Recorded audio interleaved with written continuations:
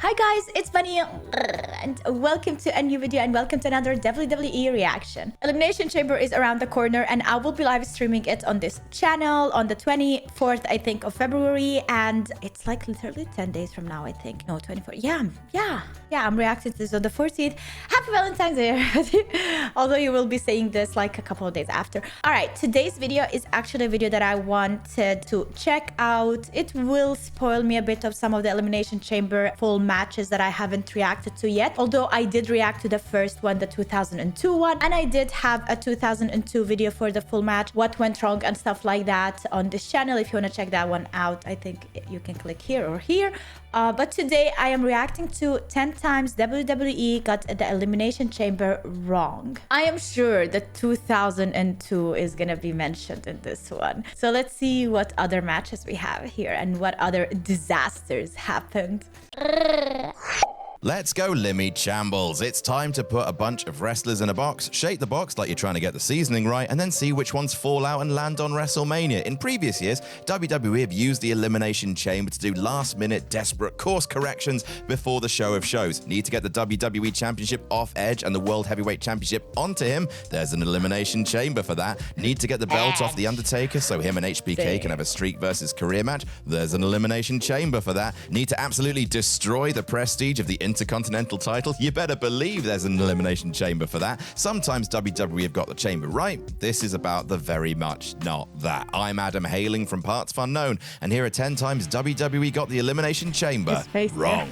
Number 10, move Sasha. In 2018, the first ever women's Elimination Chamber match was almost very good indeed. It wasn't bad, made Alexa look like a strong champion at least, but they also used the match to half tell a story, tell it quite badly, and then not follow up on that story in any meaningful way. Picture this, Sasha and Bayley team up to eliminate Alexa Bliss, guaranteeing a new champion. Then and only then, after using her air quotes best friend to help her get to the final two, Sasha suddenly activates Scar mode and turns heel on Bayley in order to win the title, setting up, instead of Alexa versus Sad Nia Jax and a less effective rerun of Ivory versus China, Sasha versus Bayley for the Raw Women's Championship at WrestleMania. Instead of this, Sasha kicks Bayley into the stampeding gazelles before the final two happens, then manages to bollocks up eliminating Alexa, with the betrayal instead only half paying off in the women's battle royal on the kickoff show, only for Naomi to punk out Bayley and win instead.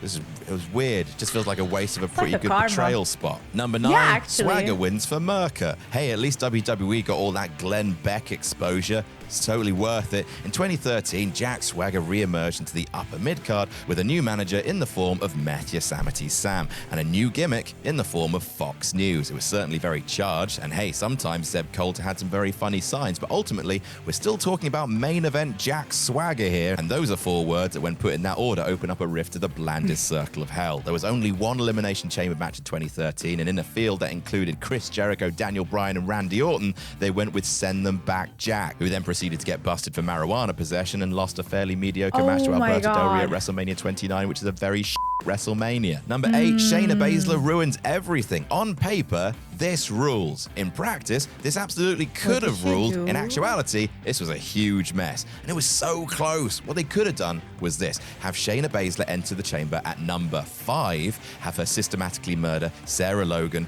Ruby Riott, Natalya, and Liv Morgan, with her eliminating the whole field just in time for her to look at Asuka, stand there, countdown ends, Asuka walks out, then give them 5 minutes as Asuka fights back, but ultimately Shayna is too much of a monster and puts her down too. What actually happened in real life was so close and yet so broken. Shayna entered 4th, killed Natalya, Hogan, and Riott, then waited around, then Liv came in and immediately died, then more waiting around, fat swathes of nothing as Shayna ran out of things to do in an empty ring, and the fans got bored and were too dead to react to Asuka coming in and then immediately dying as well. A tiny change turned what could have been an exciting series of murders into a slog. So close, and yet so far. Number 7, Braun is unstoppable.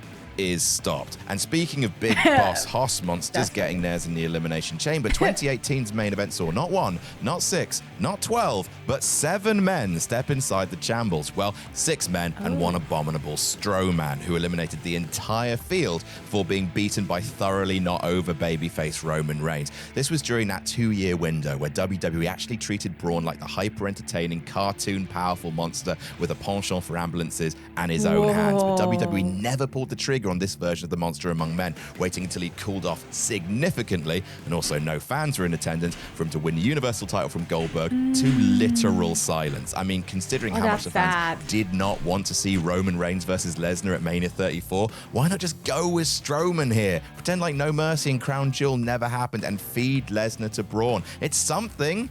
It's anything other than Roman overcoming the odds once again. Oh God, that Mania match sucked. I got shivers just remembering it. Number 6, Swing and a Bliss. You know what's great in wrestling? Character development. You know that post-match bloodline angle at the Royal Rumble this year? That pop is a result of slow, consistent character development, rewarding our investment with setups and one of the most payoffs. things. When WWE was suffering from late-stage Vince McMahon, it didn't really do that. Characters would twist and turn with little to no warning, and here's a crackerjack example of that. In early 2022, Alexa Bliss was going through therapy to try to cure her hot topic, haunted doll, wackadoo bullshit.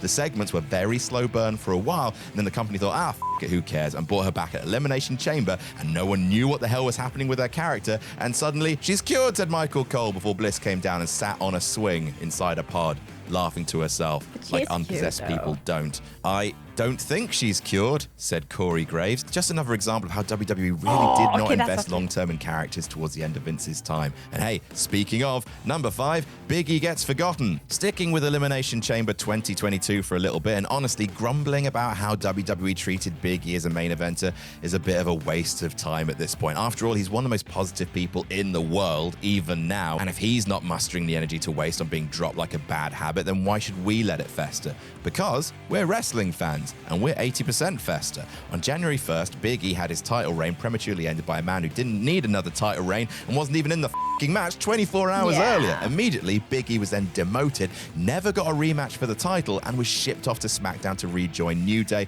All the singles character work from 2021 instantly unwritten. Then WWE took the belt off Lesnar a few weeks later at the Rumble, then put it back on him a few weeks later at Elimination Chamber. What are they doing? Big E wasn't involved in any of that. Why couldn't you just at least have put him in this chamber match? There were 6 f***ing people in it.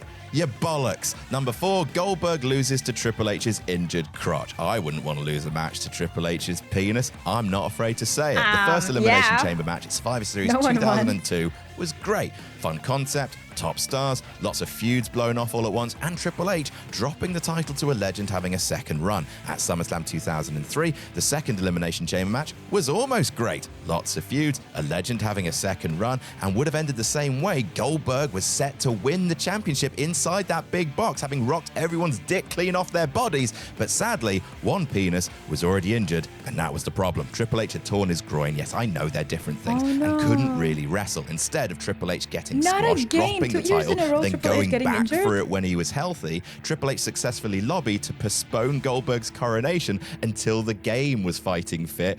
So Trips won the match instead with a single sledgehammer shot out of nowhere, suddenly making the unbeatable monster look totally beatable in the blink of an eye. Absolute bollocks from a man with compromised bollocks. Number 3, Miz wins LOL. In November 2010, The Miz cashed in Money in the Bank on Randy Orton on Raw and went on to have a bad title reign, feuding with Jerry Lawler, no less. What a fighting champion. WWE stretched out that reign over 6 months. In February 2021, over 10 years later, Mr. Mizanin's baby boy cashed in Money in the Bank on Drew McIntyre after his Elimination Chamber match and went on to have a title reign that at least this time they condensed into 8 days. I am not a Miz hater like Luke. Luke hates The Miz and said he would attack him in public if he could.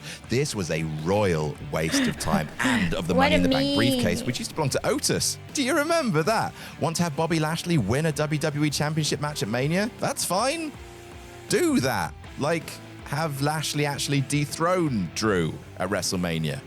That would have been something that didn't feel like a randomly cobbled together series of events with no rhyme or reason to them. I'm tired. Are you tired?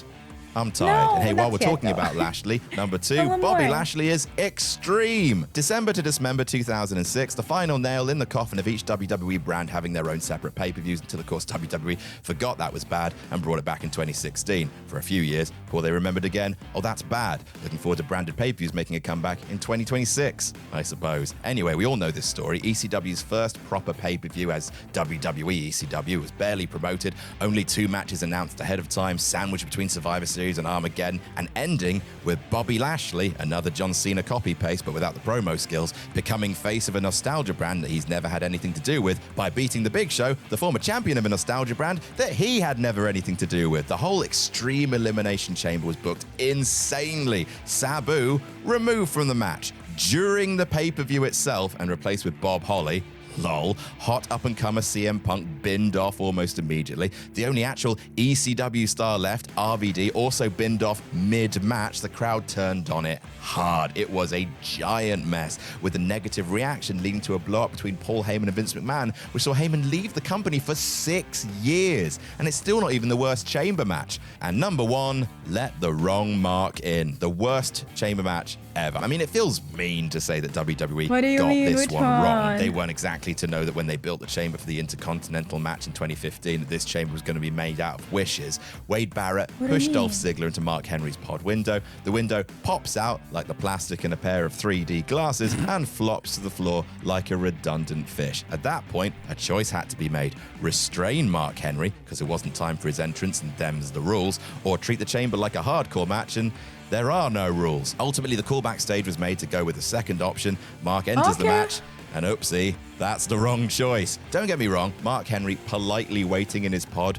would have been a bit rubbish, but maybe with enough officials running in, smoke and mirrors, bodyguards coming down to stop him from entering, they might have avoided what happened next, which is everything broke. The entire order of events was thrown off by Mark's sudden appearance, forcing Dolph Ziggler to scream instructions at people in the middle of the ring and hope and pray the match could find its rails again. Agonizingly awful to watch, and down to one mistake leading to one bad call. An understandable call, but the wrong one. And that's our list. What do you think is the biggest mistake WWE has my made in and around the God, the Elimination wrong Chamber? Let us know in the call. comments. Don't forget to like and share this video around See, if you like- enjoyed it. And make sure to subscribe to Parts Unknown for more silly wrestling content. Jam that jam. Thank you. That was such an Wrestling entertaining is the other way video. around. See, like the thing about this, it shows you who is more professional and who is less professional. I'm not saying that the ones who are in that match were less professional, but looking at how many wrong things happened in 2002, being it is the first ever Elimination Chamber match and things going wrong and not knowing that things are going to be that wrong and still managing to keep it professional and make it look all right and look good, even better than good. Like we couldn't even see that all of these things were happening in this back because they are really professional. They knew how to do it right. And that is the thing. Like in wrestling, there's so many things that can go wrong, and as long as you can figure it out and give us an entertaining match, then that's what matters at the end of the day. And improvisation and improvising is so important, but also early communication, in my opinion. Like these things can happen, and I don't understand why they didn't have a meeting or any type of practice or preparation if things went wrong, if this person goes in first, if what would happen there, instead of shouting at each other during the match. Also calling out a captain or someone who you know that's going to be there from the start until the end or almost, to be able to help you with the improvisation and help you figure out what to do next without it being too obvious, But either way, I am sure all of these looked good because we still have Elimination Chamber today and it's still a thing. So people love it. People want to see more of it. And that's what we're going to do on the 24th of February together. You and me together. Ouch.